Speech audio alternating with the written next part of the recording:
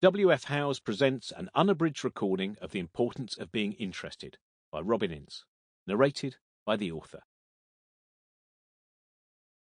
To all the librarians and teachers who've encouraged our curiosity, and to my sister, sometimes Camilla, sometimes Janie, depending on whether my parents thought she was being good or bad. She has maintained her fascination with the world while often keeping it turning for other people.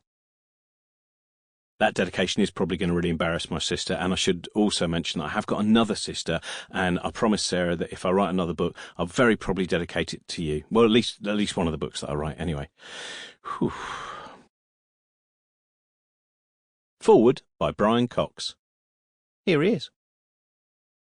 Richard Feynman once wrote that the scientist's most valuable transferable skill is a deep and intimate experience with doubt. It's difficult to motivate yourself to spend a life in research if you believe you know everything. And even the most self-confident research scientist will ultimately be humbled by encounters with nature.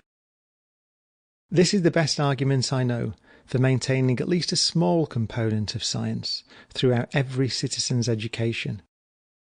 I once half-jokingly wrote that the PPE course at Oxford, studied, in the loosest sense of the word, by many a cabinet minister, should be rebranded PPES. Perhaps brushing up against nature occasionally would moderate their certainty.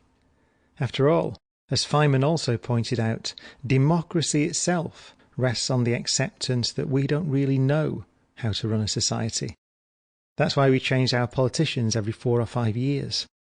If you think you know how to run a country, if you think your policies are absolutely right and the other lot are absolutely wrong, you're not a Democrat. Robert Oppenheimer came to similar conclusions in his 1953 BBC Reith Lectures.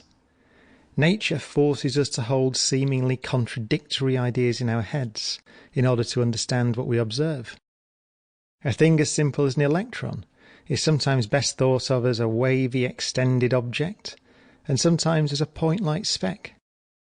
Crucially, it's neither, but both pictures are necessary components of our understanding.